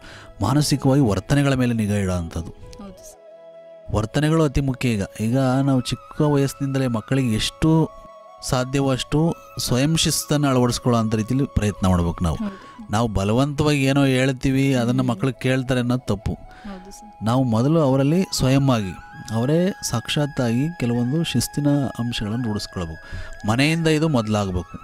ಮಾನಸಿಕವಾಗಿ ಅಂದರೆ ಈ ಕೆಲವೊಂದು ದುರ್ವರ್ತನೆಗಳು ತರೋದನ್ನು ಗಮನ ಹರಿಸಿ ಕಂಟ್ರೋಲ್ ಮಾಡೋ ಅಂಥದ್ದು, ಮತ್ತು ಅದು ಕಲಿಕೆಯಲ್ಲಿ ತೊಡಗೋ ಅಂಥ ರೀತಿಯಲ್ಲಿ ಪ್ರಯತ್ನ ಮಾಡೋ ಅಂಥದ್ದು, ಮತ್ತು ಮುಂದಿನ ನಿಮ್ಮ ಜೀವನ ಹೇಗಿರಬೇಕು ಅನ್ನೋದನ್ನು ತಿಳಿ ಹೇಳೋ ಅಂಥದ್ದು, ಮತ್ತು ಬೇರೆಯವರೊಂದಿಗೆ ವರ್ತನೆ ಮಾಡುವಂಥ ಮಾದರಿಗಳನ್ನು ಸರಿಯಾಗಿ ತಿಳಿಸ್ಕೊಡೋ ಅಂಥದ್ದು, ಸಹಪಾಠಿಗಳೊಂದಿಗೆ ಹೇಗೆ ವರ್ತನೆ ಮಾಡಬೇಕು ಅನ್ನೋದನ್ನು ತಿಳಿಸ್ಕೊಡೋ ಅಂಥದ್ದು, ಮತ್ತು ತಂದೆ ತಾಯಿಗಳೊಂದಿಗೆ ಮತ್ತು ಗುರು ಹಿರಿಯರೊಂದಿಗೆ ಈ ರೀತಿಯಾದಂಥ ಕೆಲವೊಂದು ಅಂಶಗಳನ್ನು ಆ ಮಾದರಿಗಳನ್ನು ಅವ್ರಿಗೆ ತಿಳಿಸಿದಾಗ, ಅಥವಾ ನಾವು ಕಲಿಕೆಯಲ್ಲಿ ನಮಗೆ ಸಾಕಷ್ಟು ಅಂಶಗಳು ಸಿಗ್ತವೆ. ಪಾಠ ಮಾಡ್ತಿರೋ ಸಂದರ್ಭದಲ್ಲಿ ನಮಗೆ ನಾನು ಉದಾಹರಣೆಗೆ ಸಮಾಜ ವಿಜ್ಞಾನ ಶಿಕ್ಷಕ ಅಂತ ಇಟ್ಕೊಳ್ಳಿ, ಇನ್ನವ್ರು ಹೇಗೆಲ್ಲ ಆಳ್ವಿಕೆ ಮಾಡಿದ್ರು, ರಾಜರಾಗಿರ್ಬೋದು ಅಥವಾ ಯಾವುದೋ ಒಂದು ಉದಾಹರಣೆ ತೆಗೆದುಕೊಳ್ತೀನಿ ಅಂತ ಇಟ್ಕೊಳ್ಳಿ, ಅವ್ರು ಹೇಗಿದ್ದರು, ಆ ರೀತಿಯ ಉದಾಹರಣೆಗಳನ್ನು ಮಕ್ಕಳಿಗೆ ಒಂದು ಸ್ವಲ್ಪ ಮನಮುಟ್ಟುವಂತೆ ಹೇಳಿದಾಗ ಮಕ್ಕಳ ಮೇಲೆ ಪ್ರಭಾವ ಬೀರುತ್ತೆ. ಅದು ನಾನು ಇವತ್ತಿನ ತರಗತಿಯಲ್ಲಿ ಏನೋ ಒಂದು ವಿಷಯ ಬಂತಲ್ಲಿ, ಆರೋಗ್ಯದ ಬಗ್ಗೆ ಒಬ್ಬ ವಿದ್ಯಾರ್ಥಿ ಕಾಳಜಿ ಇರಲಿಲ್ಲ, ನೋಡಿ ಅವನ ಹೇಗೆ ಅವನ ವ್ಯತ್ಯಾಸಗಳಾಗ್ತವಂತ ಇತರ ವಿದ್ಯಾರ್ಥಿಗಳಿಗೂ ಸಹ ತಿಳಿಸ್ತೆ, ಅವ್ರು ಬದಲಾದ. ಹಾಗೆ ವಿದ್ಯಾರ್ಥಿಗಳನ್ನು ಒಂದು ಬದಲಾವಣೆಗೆ ಒಳಪಡಿಸುವಂಥದ್ದು ಖಂಡಿತವಾಗ್ಲೂ ಶಿಕ್ಷಕನಿಗೆ ಸಾಧ್ಯ ಇದೆ. ಅದು ಆ ಮೂಲಕ ಉತ್ತಮ ಆರೋಗ್ಯಯುತ ಸಮಾಜವನ್ನು ಕಟ್ಟುವಂಥ ಒಂದು ಕೈಂಕರ್ಯದಲ್ಲಿ ನಾವೆಲ್ಲರೂ ಸಹ ತೊಡಗಬೇಕು. ಪೋಷಕರು ಮನೆಯಲ್ಲಿ ಹೇಳ್ಕೊಡ್ಬೇಕು, ಅದು ಸತ್ಯ. ಆದರೆ ಶಾಲೆಯಲ್ಲಿ ಬಂದಾಗ ನಮ್ಮ ಕರ್ತವ್ಯವನ್ನು ನಾವು ಅರ್ಥ ಮಾಡಿಕೊಂಡು ನಾವು ಎಷ್ಟು ಸಾಧ್ಯವೋ ಅಷ್ಟು ನೈತಿಕವಾದಂಥ ಮೌಲ್ಯಗಳನ್ನು ಮತ್ತು ಜವಾಬ್ದಾರಿಗಳನ್ನು ಮತ್ತು ಅವರ ಮುಂದಿನ ಜೀವನದ ಬಗ್ಗೆ ತಿಳಿ ಹೇಳಿದಾಗ ಖಂಡಿತವಾಗ್ಲೂ ಸಹ ಇಲ್ಲಿ ಮಕ್ಕಳಲ್ಲಿ ಶಿಸ್ತನ್ನು ಮೂಡಿಸೋದಕ್ಕೆ ಸಾಧ್ಯ ಇದೆ. ಹೌದು ಸರ್, ನೀವು ಹೇಳಿದಾಗೇನೆ ಅಂದರೆ ಮಕ್ಕಳು ಶಿಕ್ಷಕರನ್ನು ಅನುಕರಣೆ ಮಾಡೋದು ಹೆಚ್ಚಿರುತ್ತೆ. ಅವರು ಕೂಡ ಒಳ್ಳೆ ರೀತಿಯ ವರ್ತನೆ, ಅವ್ರ ಸಮಯ ಪಾಲನೆ ಮಾಡೋದು ತುಂಬ ಮುಖ್ಯ ಆಗುತ್ತೆ ಅನ್ನೋದ್ರ ಬಗ್ಗೆ ಹೇಳಿದ್ರಿ ಸರ್. ಹಾಗೆಯೇ ಶಿಕ್ಷಕರು ಮತ್ತು ಪೋಷಕರು ಶಿಸ್ತಿನ ವಿಷಯದಲ್ಲಿ ಪರಸ್ಪರ ಹೇಗೆ ಸಹಕರಿಸ್ಬೋದು ಸರ್? ಇಲ್ಲಿ ಮಕ್ಕಳು ಇಲ್ಲಿ ಒಂದು ಮಾಧ್ಯಮ ಇದ್ದಾಗೆ, ಅಂದರೆ ಮಕ್ಕಳನ್ನು ನಾವು ರೂಪಿಸೋವಂಥದ್ದು ಅದು ಶಿಕ್ಷಕರು ಮತ್ತು ಪೋಷಕರು ಇಬ್ಬರ ಜವಾಬ್ದಾರಿಯೂ ಸಹ ಹೌದು. ಪೋಷಕರು ಹೇಳಿದಂಥ ವಿಷಯಗಳನ್ನು, ಉತ್ತಮ ವಿಷಯಗಳನ್ನು ಶಾಲೆಯಲ್ಲೂ ಸಹ ಇಲ್ಲಿ ಅದನ್ನು ಹಾಗೇ ಒಂದು ಮುಂದುವರಿಸೋಂಥ ಪ್ರಕ್ರಿಯೆ ಆಗ್ಬೇಕು. ಶಾಲೆಯಲ್ಲಿ ಹೇಳಿದಂಥ ವಿಷಯಗಳನ್ನು ಮನೆಯಲ್ಲೂ ಸಹ ಮುಂದುವರಿಸ್ತಕ್ಕಂಥ ಪ್ರಕ್ರಿಯೆ ಆಗಬೇಕು. ಎರಡೂ ಕಡೆ ಆದಾಗ ಅದು ಮಕ್ಕಳಿಗೆ ಏನಾಗುತ್ತೆ, ಮನವರಿಕೆ ಆಗುತ್ತೆ. ನಾವಿಲ್ಲಿ ಏನೋ ವಿಷಯಗಳನ್ನು ಹೇಳಿರ್ತೀವಿ ಅಂತ ಇಟ್ಕೊಳ್ಳಿ, ಉತ್ತಮ ವಿಷಯಗಳನ್ನು ಹೇಳಿರ್ತೀವಿ ಅಂತ ಇಟ್ಕೊಳ್ಳಿ, ಅದು ಮನೆಯಲ್ಲಿ ಅದು ಪಾಲನೆ ಆಗಲ್ಲ. ಕೆಲವೊಂದು ಸರಿ ಪಾಲನೆ ಆಗಬೇಕು. ಪಾಲನೆ ಆದಾಗ ಮಾತ್ರ ಖಂಡಿತವಾಗ್ಲೂ ಸಹ ಇಲ್ಲಿ ಅದು ಮಕ್ಕಳ ಮನಸ್ಸಿಗೆ ಪ್ರಭಾವ ಬೀರಿ ಆ ಮೂಲಕ ಶಿಸ್ತಿನ ಅಂಶಗಳನ್ನು ರೂಢಿಸ್ಕೊಳ್ಳೋದಕ್ಕೆ ಸಾಧ್ಯ ಆಗುತ್ತೆ. ಈಗ ಕೆಲವೊಂದು ಕಡೆಗಳಲ್ಲಿ ನಾವು ಗಮನಿಸಿದಾಗ, ನಾನು ಪೋಷಕರನ್ನು ಗಮನಿಸಿದಾಗ ಮನೆಯಲ್ಲಿ ಒಳ್ಳೆಯ ಗುಣಗಳಿರ್ತವೆ, ಪೋಷಕರಲ್ಲಿ ಸಂಸ್ಕಾರ ಗುಣಗಳಿರ್ತವೆ, ನೈತಿಕವಾಗಿ ಉತ್ತಮರು ಆಗಿರ್ತಾರೆ. ಆದರೆ ಶಾಲೆಗೆ ಬಂದಾಗ ಕೆಲವೊಂದು ಸರಿ ಅದು ಆ ಗುಣಗಳೇ ಮರೆಮಾಚುವಂಥ ಸನ್ನಿವೇಶಗಳು ಬರ್ತವೆ. ಅದಾಗಬಾರ್ದು. ಶಿಕ್ಷಕನ ಅಂತವ್ರು ಮೊದಲಿಗೆ ಅಲ್ಲಿನ ಸಾಮಾಜಿಕ ಪರಿಸ್ಥಿತಿಯನ್ನು ಅರ್ಥ ಮಾಡ್ಕೊಳ್ಬೇಕು. ಮತ್ತು ಕೆಲವೊಂದು ಧಾರ್ಮಿಕ ಆಗಿರ್ಬೋದು ಅಥವಾ ಆರ್ಥಿಕ ಆಗಿರ್ಬೋದು, ಇವೆಲ್ಲವುಗಳನ್ನು ಪರಿಸ್ಥಿತಿಗಳನ್ನು ಅವಲೋಕನೆ ಮಾಡ್ಕೊಂಡು ಆ ಮೂಲಕ ಮಕ್ಕಳಿಗೆ ಶಿಕ್ಷಣ ನೀಡುವಂಥ ಪ್ರಯತ್ನ ಮಾಡಬೇಕು. ಹಾಗಾದಾಗ ಏನಾಗುತ್ತಪ್ಪ ಅಂದರೆ ಅವರಲ್ಲಿ ಎರಡೂ ಕಡೆಯಿಂದನೂ ಸಹ ಇಲ್ಲಿ ಉತ್ತಮವಾದಂಥ ಒಂದು ಕ್ರಿಯೆ ಬಂದಾಗ ಮಕ್ಕಳಿಗೆ ಅದು ಮನಸ್ಸಿಗೆ ಪ್ರಭಾವ ಬೀರಿ ಅವರು ತಂದೆ ಹೇಳಿದ್ದು ಸಹ ತಪ್ಪಲ್ಲ, ಅದು ಪೋಷಕರು ಹೇಳಿದ್ದು ಸಹ ತಪ್ಪಲ್ಲ, ಶಿಕ್ಷಕರು ಹೇಳ್ತಿರೋ ಅಂಥದ್ದು ಅದೇನೆ. ಹಾಗಾಗಿ ನಾನು ಬದಲಾಗಿ ಈ ರೀತಿಯಾದಂಥ ಒಂದು ಉತ್ತಮ ಶಿಸ್ತಿನ ಗುಣಗಳನ್ನು ರೂಪಿಸ್ಕೊಳ್ಬೇಕು ಅನ್ನೋದು ಅವ್ರ ಮನವರಿಕೆ ಖಂಡಿತವಾಗ್ಲೂ ಬಂದೇ ಬರುತ್ತೆ. ಸರ್, ಹಾಗೇನೆ ಇಂದಿನ ಕಾಲದಲ್ಲಿ ಮಕ್ಕಳಲ್ಲಿ ಶಿಸ್ತು ಬೆಳೆಸೋದು ಯಾವ ಕಾರಣಗಳಿಂದ ಕಷ್ಟ ಆಗ್ತಿದೆ ಅಂತ ಹೇಳ್ತೀರಾ ಸರ್? ಶಿಸ್ತನ್ನು ಬೆಳೆಸೋವಂಥದ್ದು ಸ್ವಲ್ಪ ಕಷ್ಟ ಅನ್ನಿಸ್ಬೋದು, ಆದರೆ ನನಗೇನು ಕಷ್ಟ ಅನ್ನಿಸ್ತಿಲ್ಲ. ಆದರೆ ಆವರೇಜ್ ಆಗಿ ಸಾಧಾರಣವಾಗಿ ನಾವು ಗಮನಿಸಿದಾಗ ಕೆಲವೊಂದು ಅಂಶಗಳ ಹಿನ್ನೆಲೆಯಲ್ಲಿ ಆವರೇಜ್ ಆಗಿ ಸಮಾಜದಲ್ಲಿ ಶಿಸ್ತು ಬೆಳೆಸೋದು ಖಂಡಿತವಾಗ್ಲೂ ಕಷ್ಟ ಇದೆ. ಅದನ್ನು ನಾನು ಒಪ್ಕೊಳ್ತೀನಿ. ವ್ಯವಸ್ಥೆಯಲ್ಲಿ ಯಾಕಪ್ಪ ಅಂದರೆ ಮೊದಲು ಶಿಸ್ತನ್ನು ಕಲಿಸೋವಂಥವ್ರು ಸ್ವಯಂ ನಿಯಂತ್ರಣ ಇಲ್ಲ, ಇದು ಮೊದಲನೇ ಅಂಶ. ಇದು ದೊಡ್ಡ ಕಾರಣ ಶಿಸ್ತನ್ನು ಬೆಳೆಸೋದ್ರಲ್ಲಿ ಒಂದು ವಿಫಲವಾಗ್ತಕ್ಕಂಥ ಸಂದರ್ಭ ಇದು. ಶಿಸ್ತನ್ನು ಬೆಳೆಸೋದಕ್ಕೆ ಕಷ್ಟ ಆಗ್ತಿರೋದಕ್ಕೆ ಇನ್ನೊಂದು ಕಾರಣ ಏನಪ್ಪ ಅಂದರೆ ಮಕ್ಕಳು ಯಾವುದೋ ಒಂದು ತರಗತಿಯಲ್ಲಿ ಓದ್ತಾರೆ ಅಥವಾ ಮನೆಯಲ್ಲಿ ಒಳ್ಳೆ ಶಿಸ್ತಿನ ಗುಣಗಳಿರ್ತವೆ, ಪೋಷಕರನ್ನ ಕೇಳ್ತಾರೆ, ತಿಳ್ಕೊಳ್ತಾರೆ, ಅದೆಲ್ಲ ಸರಿ. ಆದರೆ ಶಾಲೆಗೆ ಬಂದಾಗ ಅಂಥ ಶಿಸ್ತಿನ ವಾತಾವರಣ ರೂಪಿತವಾಗ್ತಕ್ಕಂಥ ಸನ್ನಿವೇಶ ಸಿಗದೇ ಇರ್ಬೋದು. ಮತ್ತು ಬೆಳೀತಾ ಬೆಳೀತಾ ಅವರಲ್ಲಿ ಕಂಟ್ರೋಲ್ ಕಡಿಮೆ ಆಗ್ಬೋದು. ಈಗ ಉದಾಹರಣೆ, ಪೋಷಕರು ಎಲ್ಲ ಒಂದು ಕಡೆ ಓದೋದಕ್ಕೆ ಬಿಟ್ಟಿರ್ತಾರೆ. ಆ ಸಂದರ್ಭದಲ್ಲಿ ಆತನಿಗೆ ಸರಿಯಾದಂಥ ಶಿಸ್ತನ್ನು ಮೂಡಿಸ್ತಕ್ಕಂಥ ಸನ್ನಿವೇಶಗಳು ಬರದೇ ಇರ್ಬೋದು. ಮಾಧ್ಯಮಗಳ ಪ್ರಭಾವ ಇರ್ಬೋದು, ಮೊಬೈಲ್ ಆಗಿರ್ಬೋದು. ಅದು ಮೊಬೈಲ್ ಕೊಡಿಸ್ತಾರೆ ಅಂತ ಇಟ್ಕೊಳ್ಳಿ, ಅವನು ತನ್ನದೇ ಆದ ರೀತಿಯಲ್ಲಿ ತಲ್ಲೀನವಾಗ್ಬಿಡ್ತಾನೆ. ಅವನು ಬೇರೆ ಬೇರೆ ರೀತಿಯಲ್ಲಿ ಆತ ಗಮನಿಸ್ತಾನೆ. ದುರುಪಯೋಗ ಆಗುವಂಥ ಸಾಧ್ಯತೆಗಳಿರ್ತವೆ, ದಾರಿ ತಪ್ತಾರೆ. ಮತ್ತು ಸಹಪಾಠಿಗಳಿಂದಲೂ ಕೆಲವೊಂದು ಸರಿ ದಾರಿ ತಪ್ಬೋದು, ಮಿತ್ರರಿಂದ. ಪೀರ್ ಗ್ರೂಪ್ಸ್ ಅಂತ ಏನಿರ್ತೀವಿ, ಇದು ಒಂದು ಬಹಳ ಮುಖ್ಯವಾದಂಥದ್ದು. ನಾವು ಎಷ್ಟು ಉತ್ತಮವಾದಂಥ ಸ್ನೇಹಕೂಟವನ್ನು ಹೊಂದಿರ್ತೀವಿ, ಪೀರ್ ಗ್ರೂಪ್ ಇರುತ್ತೆ, ಅದು ಮುಂದಿನ ಜೀವನಕ್ಕೆ ಅಷ್ಟೇ ಅತ್ಯುತ್ತಮ ಸಹಕಾರಿಯಾದಂಥ ಅಂಶ. ಆದರೆ ನಾವೊಬ್ಬರು ಉತ್ತಮರಾಗಿದ್ದು ಎಲ್ಲರೂ ಸಹ ಕೆಲವೊಂದು ದಾರಿ ತಪ್ಪಿರೋ ಅಂಥರಿದ್ದರೆ ನಾವು ಸಹ ದಾರಿ ತಪ್ಪುವಂಥ ಸಾಧ್ಯತೆಗಳೇ ನಿಚ್ಚಳವಾಗಿರುತ್ತವೆ. ಹಾಗಾಗಿ ಪೀರ್ ಗ್ರೂಪ್ ಅಂತಕ್ಕಂಥದ್ದು ಬಹಳ ಮುಖ್ಯ. ಸಮೂಹ ಮಾಧ್ಯಮಗಳ ಸಹ ಇಲ್ಲಿ ಹೆಚ್ಚಿನ ಮಟ್ಟಿಗೆ ಕೆಲವೊಂದು ಪ್ರಸಾರವಾಗ್ತಕ್ಕಂಥ ಅಂಶಗಳನ್ನು ಗಮನಿಸಿದಾಗ ನಿಜಕ್ಕೂ ಸಹ ಇಲ್ಲಿ ಸಮಾಜಕ್ಕೆ ಏನು ನೀಡ್ತಾ ಇದ್ದಾರೆ ಅನ್ನೋವಂಥದ್ದು ಬಹಳ ಪ್ರಶ್ನೆ ಕಾಡುತ್ತೆ. ಮತ್ತು ನಾವು ಬಳಸ್ಕೊಳ್ಳೋಂಥ ರೀತಿಯೂ ಸಹ ಇಲ್ಲಿ ಅದು ದುರುಪಯೋಗ ಆಗ್ತಾ ಇದೆ ಅನ್ನೋವಂಥದ್ದು ನಾವು ಗಮನಿಸ್ತಾ ಇದ್ದೀವಿ. ಮತ್ತು ಸುತ್ತಮುತ್ತ ನಡೀತಕ್ಕಂಥ ಚಟುವಟಿಕೆಗಳು, ಇದು ಗಮನಿಸಬೇಕಂಥದ್ದು. ಚಟುವಟಿಕೆಗಳು ಸಹ ಇಲ್ಲಿ ಅವನ ಮೇಲೆ ಪ್ರಭಾವ ಬೀರುತ್ತವೆ. ಹಾಗಾಗಿ ನಮ್ಮ ಮನಸ್ಸನ್ನು ನಿಯಂತ್ರಣ ತೆಗೆದುಕೊಳ್ಳದ ಹೊರತು, ಸ್ವಯಂ ನಿಯಂತ್ರಣ ಸಾಧಿಸದ ಹೊರತು ಈ ಥರದ ಅಶಿಸ್ತಿನ ಅಂಶಗಳಿಗೆ ನಮ್ಮ ಮನಸ್ಸು ಖಂಡಿತವಾಗ್ಲೂ ಹೊರಳ್ತಾ ಇರುತ್ತೆ. ನಾವು ಒಂದು ರೇಖೆಯನ್ನು ಹಾಕೊಳ್ಬೇಕು, ನೀ ಮೀರಬಾರ್ದು. ಲಕ್ಷ್ಮಣ ರೇಖೆ ಅಂತ ಸ್ವಯಂ ನಿಯಂತ್ರಣ ರೇಖೆ, ಅದು ಕಷ್ಟ ಆಗಿರ್ಬೋದು, ಆದರೆ ನಮ್ಮ ಜೀವನವನ್ನು ರೂಪಿಸ್ಕೊಳ್ಳೋಕ್ಕೆ ಇದು ಖಂಡಿತವಾಗ್ಲೂ ಇದರಿಂದ ಸಾಧ್ಯ ಇದೆ ಅನ್ನೋದನ್ನು ನಾವೆಲ್ಲರೂ ಅರ್ಥ ಮಾಡ್ಕೊಳ್ಬೇಕು. ಆಗ ಅರ್ಥ ಮಾಡ್ಕೊಂಡಾಗ ನಮ್ಮ ಮನಸ್ಸನ್ನು ಚಂಚಲವಾಗಿ ಬೇರೆ ಬೇರೆ ವಿಷಯಗಳತ್ತ ಹೊರಳೋದಕ್ಕೆ ಬಿಟ್ಟಾಗ ಶಿಸ್ತು ಕಷ್ಟ ಆಗುತ್ತೆ. ಮತ್ತು ಜೀವನದ ಗುರಿಗಳನ್ನು ಸಹ ತಲುಪೋದಕ್ಕೆ ಆತನಿಗೆ ಸಾಧ್ಯ ಆಗೋದಿಲ್ಲ ಅನ್ನೋದನ್ನು ನಾವು ಹೇಳೋದಕ್ಕೆ ಬಯಸ್ತೀನಿ. ಸರ್, ನೀವು ಹೇಳ್ದಾಗೇನೆ ಅಂದರೆ ನಮ್ಮಲ್ಲೇ ಒಂದು ಸ್ವಯಂ ನಿಯಂತ್ರಣ ರೇಖೆಯನ್ನು ಹಾಕ್ಕೊಂಡ್ರೆ ಶಿಸ್ತಿನ ದಾರಿ ತುಂಬ ಈಸಿ ಅನ್ನೋದ್ರ ಬಗ್ಗೆ ಹೇಳಿದ್ರಿ. ಸರ್, ಹಾಗೆಯೇ ಮಕ್ಕಳಲ್ಲಿ ಸ್ವಯಂ ಶಿಸ್ತು ಬೆಳೆಸುವ ಪರಿಣಾಮಕಾರಿ ವಿಧಾನಗಳು ಯಾವ್ಯಾವು ಸರ್? ಮಕ್ಕಳಲ್ಲಿ ಶಿಸ್ತನ್ನು ಬೆಳೆಸೋದಕ್ಕೆ ಪರಿಣಾಮಕಾರಿ ವಿಧಾನಗಳಲ್ಲಿ ಬಹುಮುಖ್ಯವಾಗಿ ಶಿಕ್ಷಕನಾದಂಥವನು ತಾನು ಮೊದಲು ಶಿಸ್ತನ್ನು ಪಾಲಿಸಬೇಕು. ಮತ್ತು ವ್ಯವಸ್ಥೆಯಲ್ಲೂ ಸಹ ಶಿಸ್ತಿನ ಅಂಶಗಳಿರಬೇಕು. ಅದು ಶಾಲೆಯಲ್ಲಾಗಿರ್ಬೋದು, ಅದು ನಾವು ಶಿಕ್ಷಕರು ಹೇಳೋದಾದರೆ ಶಾಲೆಯಲ್ಲಿ ಮೊದಲು ಶಿಸ್ತಿನ ಅಂಶಗಳಿರಬೇಕು. ಅದು ಪ್ರತಿಯೊಂದರಲ್ಲೂ ಸಹ ಇಲ್ಲಿ ವಿದ್ಯಾರ್ಥಿ ಕಲಿಕೆಯಲ್ಲಿ ಬಂದಂದಿನಿಂದ ಹಿಡಿದು ಬೆಳಗ್ಗೆ 9 ಗಂಟೆ ಬರ್ತಾನೆ ಅಂತ ಇಟ್ಕೊಳ್ಳಿ, ಪ್ರಾರ್ಥನಾ ಸಮಯದಲ್ಲಿ ಶಿಸ್ತಿರಬೇಕು. ಅವರ ದೈಹಿಕವಾದಂಥ ಶಿಸ್ತನ್ನು ಗಮನಿಸಬೇಕು, ಮತ್ತು ಮಾನಸಿಕ ವರ್ತನೆಗಳನ್ನು ಗಮನಿಸಬೇಕು. ಅದನ್ನು ನಿಯಂತ್ರಣಕ್ಕೆ ತರೋಂಥ ಪ್ರಯತ್ನವನ್ನು ಮಾಡಬೇಕು. ಕಲಿಕೆಯಲ್ಲಿ ತೊಡಗಬೇಕಾದಂಥ ಸಂದರ್ಭದಲ್ಲಿ ಸಹ ಶಿಸ್ತನ್ನು ಗಮನಿಸಬೇಕು. ಕೇಳಿಸ್ಕೊಳ್ತಾ ಇದ್ದಾನಾ, ಮತ್ತು ಮನಸ್ಸಿಲ್ಲೇ ಇದೆಯಾ ಅನ್ನೋದನ್ನೆಲ್ಲವನ್ನು ಸಹ ಗಮನಿಸಬೇಕು. ಮತ್ತು ಆತನ ಕೆಲವೊಂದು ಕಲಿಕೆಯಲ್ಲಿ ಅಜಾಗರೂಕತೆ, ಸೋಮಾರಿತನ, ಇವುಗಳನ್ನು ಗಮನಿಸಬೇಕು. ಈಗ ಕೆಲವು ಶಿಕ್ಷಕರಲ್ಲಿ ಏನಾಗಿದೆಯಪ್ಪ ಅಂದರೆ ನಾವು ಪಾಠ ಮಾಡೋದಷ್ಟೇ ಡ್ಯೂಟಿ, ಬೇರೆ ವಿಷಯಗಳತ್ತ ನಮಗೆ ಗಮನ ಕೊಡೋ ಸಾಧ್ಯ ಇಲ್ಲ ಅನ್ನೋವಂಥದ್ದು ಮನೋಭಾವ ಇರುತ್ತೆ. ಇದು ತಪ್ಪು. ಯಾವುದೇ ಒಬ್ಬ ವಿದ್ಯಾರ್ಥಿ ನಾವು ಶಾಲೆ ಇರುವಂಥದ್ದೇ ಮಕ್ಕಳ ಕಲಿಕೆಗೋಸ್ಕರ, ಅವರು ಪರಿಣಾಮಕಾರಿಯಾಗಿ ಕಲಿಸೋ ಅಂಥದ್ದೇ ನಮ್ಮ ಕರ್ತವ್ಯ. ಅದನ್ನು ಶಿಕ್ಷಕರಾದವರೆಲ್ಲರೂ ಸಹ ಇಲ್ಲಿ ಅರ್ಥ ಮಾಡ್ಕೊಳ್ಬೇಕು. ಆ ಮೂಲಕ ಮಕ್ಕಳಲ್ಲಿ ಏನು ಮಾಡಬೇಕಪ್ಪ ಅಂದರೆ ಒಂದು ಶಿಸ್ತನ್ನು ರೂಢಿಸೋವಂಥ ಪ್ರಯತ್ನವನ್ನು ಮಾಡಬೇಕು. ಮತ್ತು ನಾವು ಮಕ್ಕಳಲ್ಲಿರ್ತಕ್ಕಂಥ ಅಶಿಸ್ತಿನ ಅಂಶಗಳನ್ನು ಸಾಧ್ಯವಾದಷ್ಟು ಪಾಠ ನಿಲ್ಲಿಸಾದ್ರೂ ಚಿಂತೆ ಇಲ್ಲ, ಅದನ್ನು ತಿದ್ದುವಂಥ ಪ್ರಯತ್ನ ಮಾಡಬೇಕು. ವಿವಿಧ ರೀತಿಯಾಗಿ ಅದು ಕಥೆಗಳನ್ನು ಹೇಳೋದಾಗಿರ್ಬೋದು ಅಥವಾ ಅವನ ವರ್ತನೆಗಳನ್ನು ಬೇರೆ ರೀತಿಯಾಗಿ ತಿದ್ದುವಂಥದ್ದು, ಅವೆಲ್ಲವುಗಳ ಮೂಲಕ ಅವನಲ್ಲಿ ಶಿಸ್ತಿನ ಗುಣಗಳನ್ನು ಬೆಳೆಸುವಂಥ ಪ್ರಯತ್ನವನ್ನು ಮಾಡಬೇಕು. ಮತ್ತು ಅವನು ಇತರರೊಂದಿಗೆ ಹೇಗೆ ಹೊಂದಾಣಿಕೆ ಮಾಡ್ತಾನೆ ಅದನ್ನು ಗಮನಿಸಬೇಕು. ಹೊಂದಾಣಿಕೆ ಅತಿ ಮುಖ್ಯವಾದಂಥದ್ದು. ಈಗ ಕೆಲವೊಬ್ಬರು ಐಸೋಲೇಷನ್ ಆಗಿರ್ತಾರೆ, ಏಕಾಂಗಿಯಾಗಿ ನಿಂತ್ಕೊಳ್ಳೋಂಥ ಪ್ರಯತ್ನ ಮಾಡ್ತಾರೆ. ಆ ಸಂದರ್ಭದಲ್ಲಿ ಅವರು ಏಕತಾನತೆಯಿಂದ ಏನೇನೋ ವಿಷಯಗಳನ್ನು ಯೋಚನೆ ಮಾಡ್ತಾರೆ. ಆ ಸಂದರ್ಭದಲ್ಲಿ ಒಳ್ಳೆಯ ಒಂದು ವಿದ್ಯಾರ್ಥಿ ಗುಂಪನ್ನು ನಾವು ಸಿದ್ಧ ಮಾಡಬೇಕು. ಉತ್ತಮ ವಿಷಯಗಳು ಪರಸ್ಪರ ಹಂಚಿಕೆ ಆಗಬೇಕು. ಹಾಗಾದಾಗ ಏನಾಗುತ್ತೆ, ಒಂದು ರೀತಿಯಾಗಿ ಅವರಲ್ಲಿ ಶಿಸ್ತನ್ನು ಮೂಡಿಸೋದಕ್ಕೆ ಸಾಧ್ಯ ಆಗುತ್ತೆ. ಮತ್ತು ತರಗತಿ ಮತ್ತು ಜೊತೆಗೆ ಶಿಕ್ಷಕನಾದಂಥವನು ಸಹ ಶಿಸ್ತಿನಿಂದ ಇರಬೇಕು. ಅವನ ಕೇಶಶೈಲಿ ಆಗಿರ್ಬೋದು ಅಥವಾ ವಸ್ತ್ರ ಉಡುಪುಗಳಾಗಿರ್ಬೋದು, ಅವನು ಮಾತಾಡ್ತಕ್ಕಂಥ ವಿಧಾನ, ಮಾನಸಿಕವಾಗಿ ಏನೆಲ್ಲ ವರ್ತನೆ ತೋರ್ತಾನೆ, ಅವೆಲ್ಲವುಗಳನ್ನು ವಿದ್ಯಾರ್ಥಿಗಳಂತವ್ರು ಗಮನಿಸ್ತಿರ್ತಾರೆ. ಹಾಗಾಗಿ ವಿದ್ಯಾರ್ಥಿಗಳನ್ನು ಶಾಲೆಯಲ್ಲಿ ಶಿಸ್ತಿನ ತರೋದಕ್ಕೆ ಭಾಳ ಸ್ವಲ್ಪ ಶ್ರಮ ಪಡಲೇಬೇಕು ಶಿಕ್ಷಕನ ಅಂತವನು. ಸರ್, ಹಾಗೇನೆ ಮಕ್ಕಳಲ್ಲಿ ಶಿಸ್ತನ್ನು ಕಲಿಸುವಲ್ಲಿ ಪ್ರೀತಿ ಮತ್ತು ಸಹನೆಯ ಪಾತ್ರದ ಬಗ್ಗೆ ನಿಮ್ಮ ಅಭಿಪ್ರಾಯ ಏನು ಸರ್?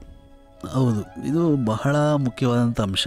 ನಾವು ಏಕಾಏಕಿ ವಿದ್ಯಾರ್ಥಿ ಒಬ್ಬ ಯಾರೋ ಅಶಿಸ್ತನ್ನು ತೋರ್ದ ಅಂತ ಹೇಳ್ಬಿಟ್ಟು ಏಕಾಏಕಿ ಅವನನ್ನು ದಂಡನೆ ಕೊಡೋದಕ್ಕೆ ಸಾಧ್ಯ ಇಲ್ಲ. ಅವನ ವರ್ತನೆನ ಮೊದಲು ಗಮನಿಸ್ಬೇಕು ನಾವು. ಅವನು ಈಗ ಒಂದು ಮಾತು ಹೇಳ್ತಾರೆ ಹಿಂದೆ, ಶಾಂತಿಯಿಂದ ಮಾತ್ರ ಸಾಧನೆ ಸೌಧವನ್ನು ಕಟ್ಟೋದಕ್ಕೆ ಸಾಧ್ಯ, ಶಾಂತಿ ಸಹನೆಯಿಂದ ಮಾತ್ರ ಅದು ಸಾಧ್ಯವಿದೆ. ಮಕ್ಕಳಲ್ಲಿರ್ತಕ್ಕಂಥ ಕೆಲವೊಂದು ಅಶಿಸ್ತಿನ ಅಂಶಗಳನ್ನು ಮೊದಲು ಗಮನಿಸಬೇಕು. ಮತ್ತು ಅದಕ್ಕೆ ಬೇರೆ ಮಟ್ಟದಲ್ಲಿ ಯಾವ ರೀತಿ ಔಷಧಿ ಕೊಡಬೇಕು ಅದನ್ನು ಕೊಡ್ತಕ್ಕಂಥ ಕಾರ್ಯವನ್ನು ಮಾಡಬೇಕು. ವೈದ್ಯರಾಗಿರ್ತಕ್ಕಂಥವ್ರು ಸಾಮಾನ್ಯಕ್ಕೆ ದೈಹಿಕವಾಗಿ ಚಿಕಿತ್ಸೆಯನ್ನು ಕೊಡೋದನ್ನು ನಾವು ಆಸ್ಪತ್ರೆಗಳಲ್ಲಿ ನೋಡ್ತೀವಿ. ಆದರೆ ನಾವೆಲ್ಲರೂ ಸಹ ಇಲ್ಲಿ ಒಂದು ರೀತಿ ನಾವು ವೈದ್ಯರೇ, ಶಿಕ್ಷಕರ ಅಂಥವರು ವೈದ್ಯರೇ. ನಾವ್ಯಾವ ರೀತಿ ವೈದ್ಯ ಚಿಕಿತ್ಸೆಯನ್ನು ಕೊಡಬೇಕಪ್ಪ ಅಂದರೆ ಅವರು ಸಮಾಜಮುಖಿಯಾಗಿ ಹೇಗೆ ಉತ್ತಮವಾದಂಥ ವರ್ತನೆಗಳನ್ನು ತೋರ್ತಾರೆ, ಶಿಸ್ತಿನಿಂದ ಜೀವನ ನಡೆಸ್ತಾರೆ, ಅದನ್ನು ನಾವು ಚಿಕಿತ್ಸೆ ನೀಡತಕ್ಕಂಥ ವೈದ್ಯರಿದ್ದಾಗಿ. ಹಾಗಾಗಿ ನಾವು ಪ್ರೀತಿ, ಒಂದು ಸಹನೆ, ತಾಳ್ಮೆ ಇವುಗಳಿಂದ ಹೆಚ್ಚಿನ ಕೋಪಾವೇಶಗೊಳ್ಳದೆ ಅವುಗಳನ್ನು ಶಾಂತತೆಯಿಂದ, ತಾಳ್ಮೆಯಿಂದ ಅವುಗಳನ್ನು ತಿದ್ದುವಂಥ ಪ್ರಯತ್ನ ಮಾಡಬೇಕು. ಅವರಿಗೆ ಏನು ತಪ್ಪುಗಳಿದ್ದಾವೆ ಅದನ್ನು ಮನವರಿಕೆ ಮಾಡಬೇಕು. ಎಷ್ಟೋ ವಿದ್ಯಾರ್ಥಿಗಳು ನಮ್ಮ ಕೆಲವೊಂದು ಸಹನೆಯ ಗುಣಗಳನ್ನು ಅನುಕರಿಸಿಯೇ ಉತ್ತಮರಾಗ್ತಾರೆ, ಮತ್ತು ಕೆಲವೊಂದು ಪ್ರೀತಿಯಿಂದ ಕೊಟ್ಟಂಥ ಸಲಹೆಗಳನ್ನು ಅನುಕರಿಸಿಯೇ ಉತ್ತಮರಾಗ್ತಾರೆ.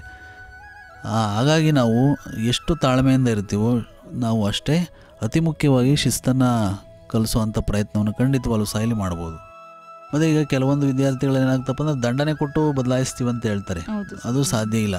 ದಂಡನೆ ಕೆಲವೊಂದು ಸರಿ ನೀಡಿ ತಾತ್ಕಾಲಿಕ ಅದು, ಆದರೆ ಪರಿಣಾಮಕಾರಿಯಾಗಿ ಮನಸ್ಸಿಗೆ ವಿದ್ಯಾರ್ಥಿಗೆ ತನ್ನ ತಪ್ಪಿನ ಅರಿವಾಗಬೇಕು ಅಂದರೆ ತಾಳ್ಮೆಯಿಂದ ಕೆಲವೊಂದು ಪ್ರೀತಿಯ ವಿದ್ಯಾರ್ಥಿಗಳನ್ನು ಕರೆದು ಅವರ ಮನ ಮುಟ್ಟುವಂತೆ ತಿಳಿಸೋವಂಥ ಪ್ರಯತ್ನವನ್ನು ಮಾಡಬೇಕು. ಆಗ ಶಿಸ್ತನ್ನು ಮೂಡಿಸೋದಕ್ಕೆ ಸಾಧ್ಯ ಇದೆ ಅನ್ನೋದನ್ನು ನನ್ನ ಅಭಿಪ್ರಾಯ.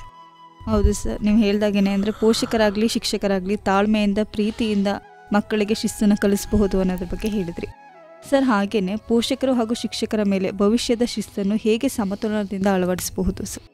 ಈಗ ಪೋಷಕರಾಗಲಿ ಶಿಕ್ಷಕರಾಗಲಿ ಮಕ್ಕಳ ಭವಿಷ್ಯವನ್ನು ರೂಪಿಸುವಂಥದ್ದು ಅತಿ ಮುಖ್ಯ. ಪೋಷಕರು ಅತಿ ಹೆಚ್ಚಿನ ಜವಾಬ್ದಾರಿ ಈ ವಿಷಯದಲ್ಲಿ ಹೇಳಬೇಕು ಅಂದರೆ ಖಂಡಿತವಾಗ್ಲು. ಯಾಕಂದರೆ ಅವರು ಕುಟುಂಬಕ್ಕೆ ಆಸ್ತಿ ಆಗಬೇಕಾಗಿರ್ತಕ್ಕಂಥವ್ರು ಮಕ್ಕಳು. ಹಾಗಾಗಿ ಅವರಲ್ಲಿ ಉತ್ತಮ ಶಿಸ್ತಿನ ಗುಣಗಳನ್ನು ಅಳವಡಿಸಬೇಕಾದಂಥದ್ದು ಅವರ ಮುಖ್ಯ ಕರ್ತವ್ಯ. ಮತ್ತು ತಾವು ಸಹ ಅಲ್ಲಿ ಶಿಸ್ತನ್ನು ಹೊಂದಿ ಮಕ್ಕಳಲ್ಲಿ ಶಿಸ್ತಿನ ಗುಣಗಳನ್ನು ಬೆಳೆಸುವಂತೆ ಪ್ರಯತ್ನ ಮಾಡಿದಾಗ ಅದು ಸಮಾಜಮುಖಿಯಾಗಿ ಸಾಗೋದಕ್ಕೆ ಸಾಧ್ಯ ಆಗುತ್ತೆ. ಮತ್ತು ಶಿಕ್ಷಕರು ಸಹ ಇಲ್ಲಿ, ನಾನು ಆಗಲೇ ಒಂದು ಮಾತು ಹೇಳಿದೆ, 10 ಮಕ್ಕಳನ್ನು ಉತ್ತಮ ನಾಗರಿಕರನ್ನಾಗಿ ರೂಪಿಸುವಂಥದ್ದು ಪ್ರತಿಯೊಬ್ಬ ಶಿಕ್ಷಕನ ಆದ್ಯ ಕರ್ತವ್ಯ ಆಗಬೇಕು.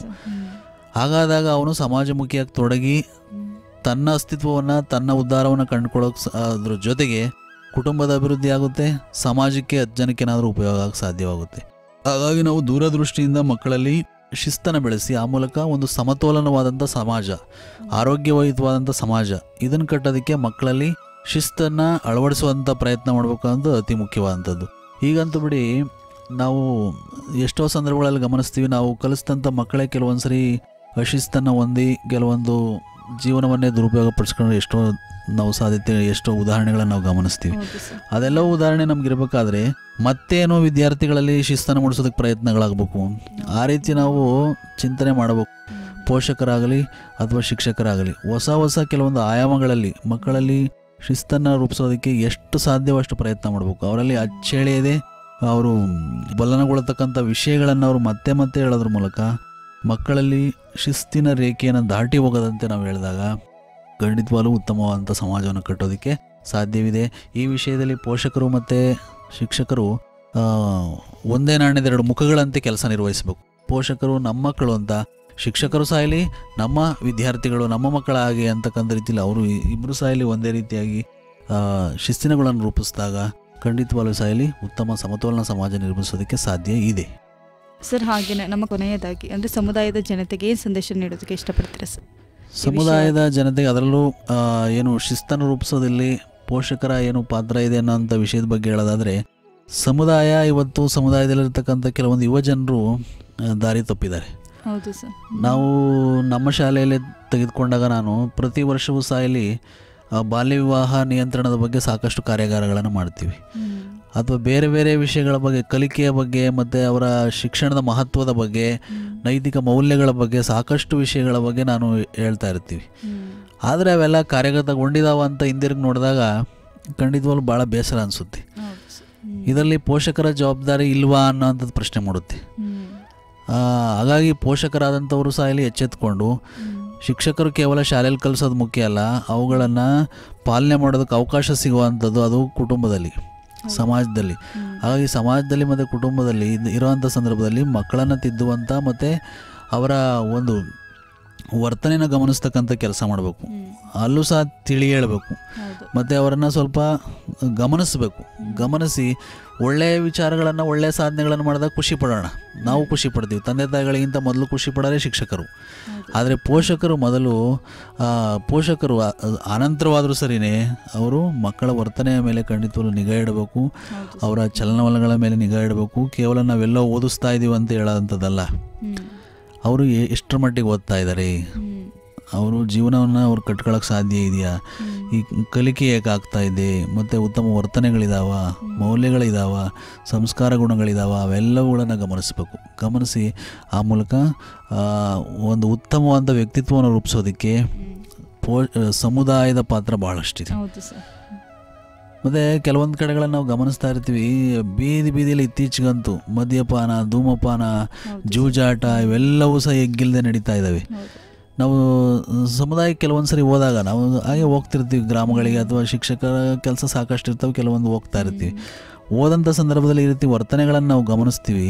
ಮಕ್ಕಳ ಮೇಲೆ ಎಷ್ಟು ಮಟ್ಟಿಗೆ ಪರಿಣಾಮ ಬೀರ್ಬೋದು, ಅದನ್ನು ಮಕ್ಕಳು ಅನುಕರಣೆ ಮಾಡೋಕ್ಕೆ ಸಾಧ್ಯ ಇಲ್ವಾ? ಅವ್ರ ಮನಸ್ಸಿನಲ್ಲಿ ಉಳಿದು ಬಿಡುತ್ತೆ ಅದು. ಆನಂತರ ಗ್ರ್ಯಾಜುಯಲಿ ಅವ್ರು ದೊಡ್ಡವರಾಗ್ತಾ ಆಗ್ತಾ ಅವರು ನಾವ್ಯಾಕೆ ಈ ಪ್ರಯತ್ನಗಳನ್ನು ಮಾಡಬಾರ್ದು ಅನ್ನೋದು ಅವ್ರ ಮನಸ್ಸಿಗೆ ಬರುತ್ತೆ.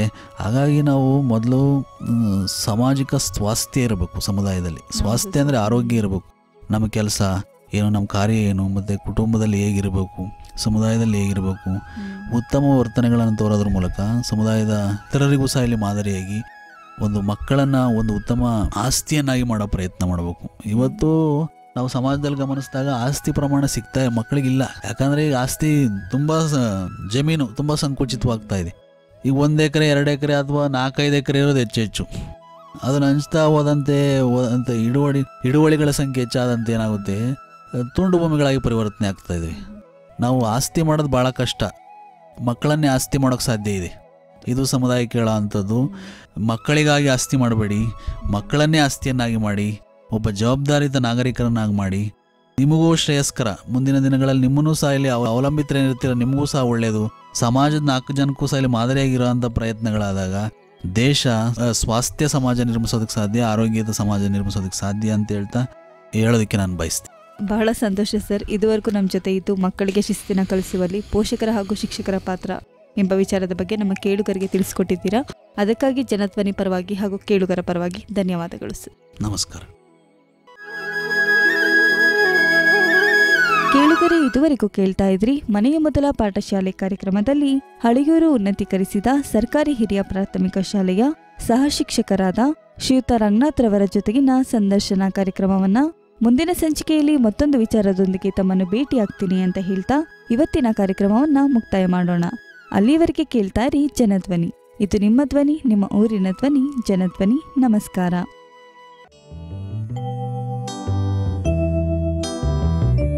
ಮನೆಯೇ ಮೊದಲ ಪಾಠಶಾಲೆ. ಜನನಿ ತಾನೇ ಮೊದಲ ಗುರುವು.